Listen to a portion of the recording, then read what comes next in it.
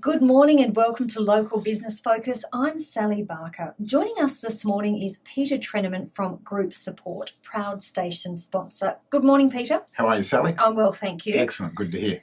Any golf lately? Always up for golf, yes. Beautiful. But today we're talking about, are you worth more than a robot? Well, I hope everybody was, and I said that when we were speaking before. Everybody is worth more than a robot because the human spirit and all the innovations that we get with these inspirations and things are always worth more, but people don't always count their time. And that's the whole story today, is how are you counting your time?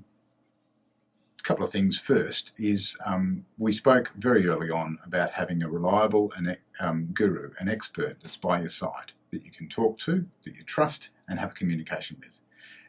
Endorsing and enriching that relationship so that you both understand each other more and more is a good thing. And we spoke about playing golf or doing something else. But having someone there to bounce things off is very important. And that's part of what today's session is all about. The other thing I've got to say is, of course, any advice I give is only general. It's a concept. It may apply to you once people have examined it a little bit further, but it's not specifically meant for you as a session. Okay. Anyway, let's go back to the topic, which is how much is your time worth? I keep bees. I'm a beekeeper, and it's a fantastic way for me to relax, to do some things I love. It's good for my health. And it's good for nature, and I love it. It's not something I do for profit, because if I were to count my time, even at the lowest McDonald's rates, okay, I'd be losing money. So in that case, it's a hobby, it's a pastime, it's something I don't do for money. Business is for money. So you need to account all these things in place. And really, the essence of the conversation is, if someone else had to do it, would you pay them to do it? Do you know what I'm saying? So if you're creating a design or designing a product or a concept and piloting something new, that's slightly different.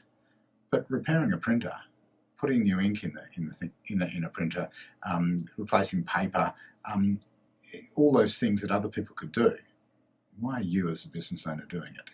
I mean, sure, you need to wash your own glass and fill your paper up for your printer and those sort of things when you need to.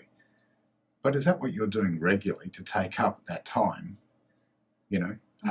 Are you wasting time doing things that you like doing or feel comfortable doing for no reward in a business which is all about making money? So we're talking about you need to step out of your comfort zone. All the time. And you need to re-examine that all the time. People fall into habits, And I like going and restarting SQL servers and the stuff that is the tech stuff. I like that. And when I'm feeling tired or I've had a bad day or it's been hectic or whatever, the solitude and the soothingness of being able to go into a server, and it's a familiar environment. I understand what's going on. I can do what I need to do, and it's good therapy. But that doesn't necessarily mean it's something I should do all the time, and it's not necessarily the right thing for me to do. On two counts, I need to show someone else how to do it, but I also need to account for my time differently as a different value to the business.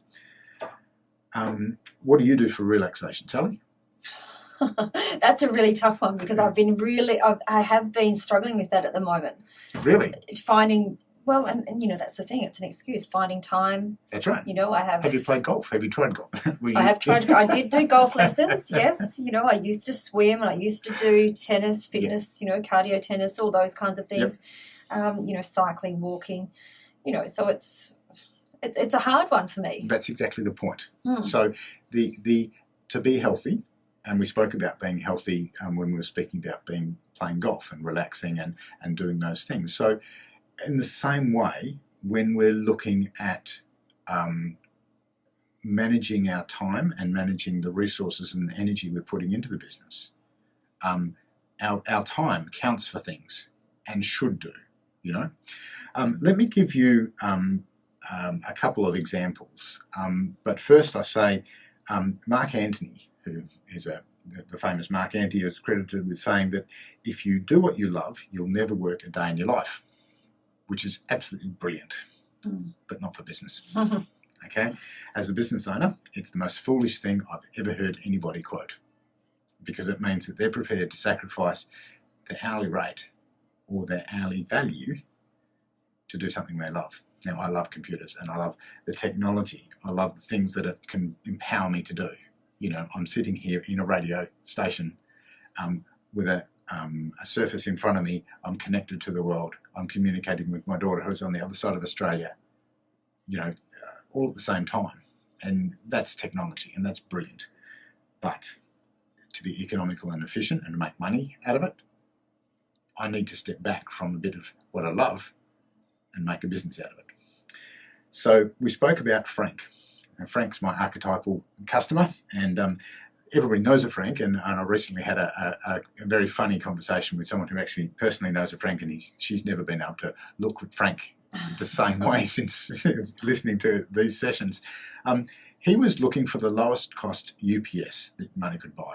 Now, UPS is like a battery system for your computer, so that when the power goes off, you've got time to shut down your computer in an orderly fashion so you don't lose your files. It's very important for databases, not quite as important for a PC, but it is still important, you know, because if you've been working on that Excel spreadsheet for 2.5 hours and the power goes down and you lose it, you're going to be a little upset.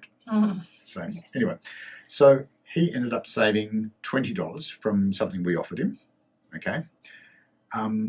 He ended up spending 10 or 20 times more because what he had purchased wasn't sufficient and kept breaking the machines that he had connected it to. Okay, so it was false economy.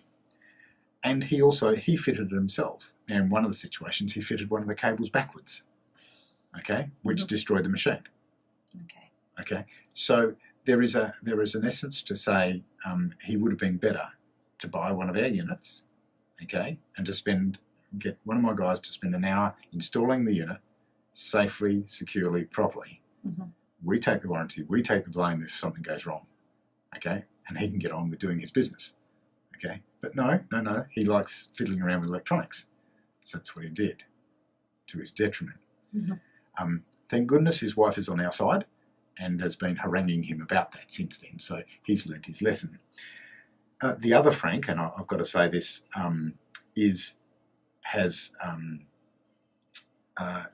greatly improved the value of his business by not doing the things he likes doing. How so?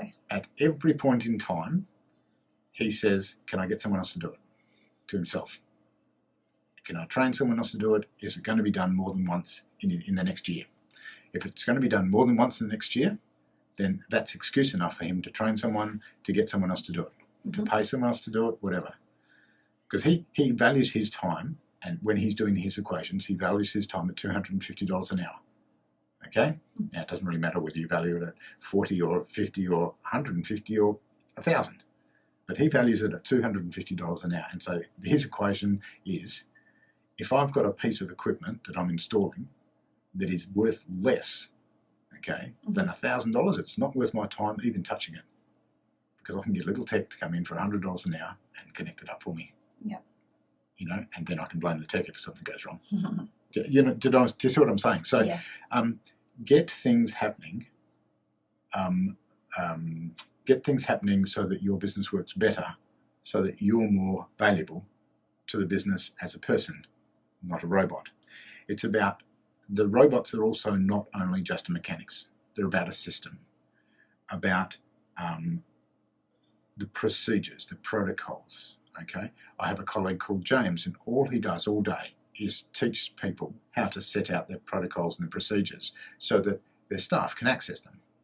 So he spends hours and hours listening to people say what they do during the day. Okay, and he's quite funny in his responses sometimes, because everybody does things the same. But he'll then turn around and say, well, we'll put it down on paper, and that's where the hard bit comes. So the idea is to make that system as smooth as possible, because the person doing it is more valuable than the system itself. Yep. So now, the last point I had to make in all this, I have a client who's spent an inordinate amount of money building all a support network, a web page, a shopping trolley, an automated system to manage all this stuff, a packaging system to automate and to help assist him packaging the product and send out. He only sells one product, and he only sells it for 6 months of the year. You a strange look on your face. It doesn't convey well across the radio, you know. And you've got a frown on your face to say, why on earth would he do that? Yeah. And the reason, he's got a ski boat. Okay. That's what he wants to do. And he equates everything to do with the ski boat. Every day he's having to be working in the office, means he can't be out in the boat. Okay. So he earns enough money during 6 months, coming in the mornings or in the afternoons, doing what he does. He receives orders through the mail, through shopping lines, all that sort of stuff, through the telephone. He's got a girl who works for him. She works from home. He receives the orders that way, on the website, all that sort of stuff. He's got a distribution network. He receives the orders from wholesale clients. He comes into the office simply to manage the paperwork and make sure that the orders that are going out has matched the payments that are coming in.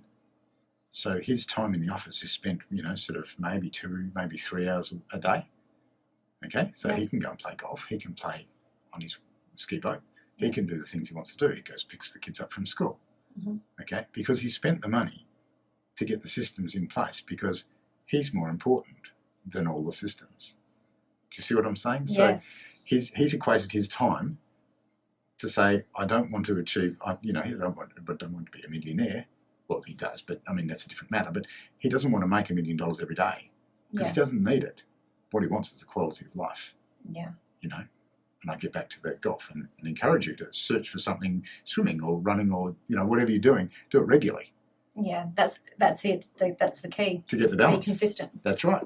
You know, and it's constantly being dragged out of your comfort zone. Mm. And that's what this is. It's constantly being dragged back to the best practice.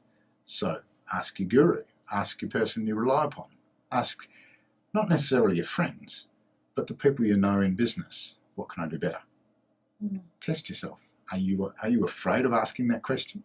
Do you know? Do you ask your friends, how can you help me? How you as a friend can help me get out and run every day or walk every day or whatever? Do you know what I'm saying? Yeah. And the same in business.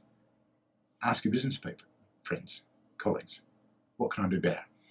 Does my website look a bit rubbish? Does my email address sound and be hard to send things to? Does it bounce? Is the spelling awkward? Yeah. Do you know what I'm saying? Yeah. All these little things, because you're more important as the business owner. You've got the drive, you've got the inspiration. Your time is valuable. So the idea is that you need to make your time worth it. You know, focus on the good things. Focus on the things that actually make you drive your business better. Yeah. Use technology to do it. That's what we're here for. Well, that's what we use now, isn't it? Absolutely. Yeah, exactly. Absolutely. Yeah. So, and I guess that's the bottom line. If you don't understand it, why spend all of your time trying to understand and make it work when you could get someone like yourself. Oh, pick me. To do, yeah. So someone who knows what they're doing. That's right. And a good consultant, and we've spoken about this before, a good consultant may not know everything, but will know people who do. Yeah. They know who to contact. And what questions to ask. And if they don't, they should know, and doing the best thing, the best work will be done by asking the right questions to the other people, to the right people. Finding the right people to ask the questions of, finding the people to give you the answers that you need, not necessarily you want. Because quite often, and we've spoken about this several times, yes. Quite often a disagreement and a difference of opinion about a specific technology or a specific solution often gives you a better insight into the way that the actual mechanism and the way the solution is actually deployed. Mm-hmm. So you get the best result. It's not always the result you expect, and sometimes, quite often, it's better.